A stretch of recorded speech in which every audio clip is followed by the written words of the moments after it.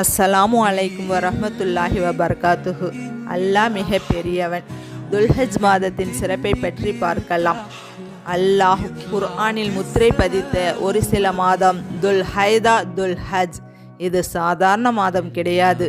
இந்த மாதம் ஹஜ்ஜுடைய மாதமாக துல்ஹைதா மாதத்தையும் துல்ஹஜ் மாதத்தையும் அல்லாஹ் அறிவித்திருக்கின்றான். வருடத்தில் இருக்கும் அனைத்து நாட்களை விட துல்ஹஜ் மாதத்தின் முதல் 10 நாட்கள் அல்லாஹ் நமக்கு சிறப்பாக்கி வைத்திருக்கின்றான். அல்லாஹ்வின் பாதையில் போர் புரிவதை விட சிறந்தது இந்த 10 நாட்கள். போர் புரிவது சாதாரண விஷயமா? சஹாபாக்கள் எல்லாம் இறந்து போயிடுவோமோ என்று தெரிந்தே போட்டி போட்டு போருக்கு போவார்கள்.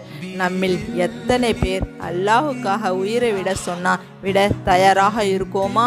அப்போ இந்த 10 நாள் அதைவிட சிறந்தது என்று அல்லாஹ் கூறுகின்றான்.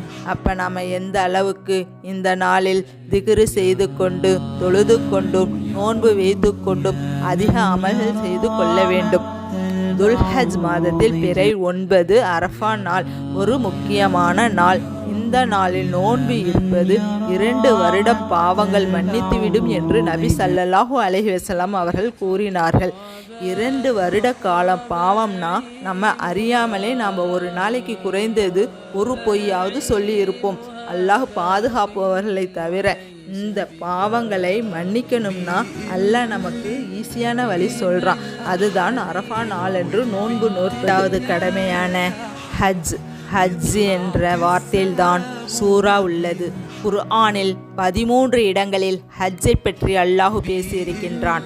சூரத்தில் ஹஜ்ஜில் ஹஜ் செய்யுங்கள் என்று அல்லாஹ் சொல்லவில்லை. ஹஜ் செய்ய போவர்களுக்கு அல்லாஹ் கூறும் ஆக பெரும் உபதேசங்களில் அதில் உள்ளது.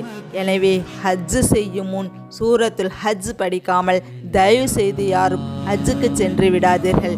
எப்படி தொழுகை பற்றி படிப்பது எவ்வளவு கடமையோ அதேபோல் ஹஜ்ஜை படித்துவிட்டு தான் ஹஜ்ஜுக்கு செல்ல வேண்டும். சகோதரர்களே, குர்ஆனை புரட்டி பாருங்கள். அல்லாஹ் இந்த சூறாவை எப்படி ஆரம்பித்திருக்கின்றான்?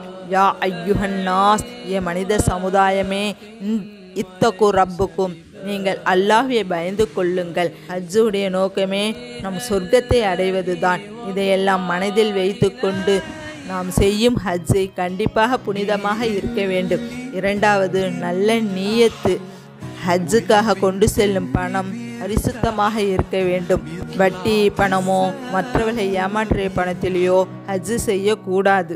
எங்களுக்கும் எங்கள் குடும்பத்தாருக்கும் ஹஜ்ஜு செய்யும் பாக்கியத்தை தந்துருள்வாயாக.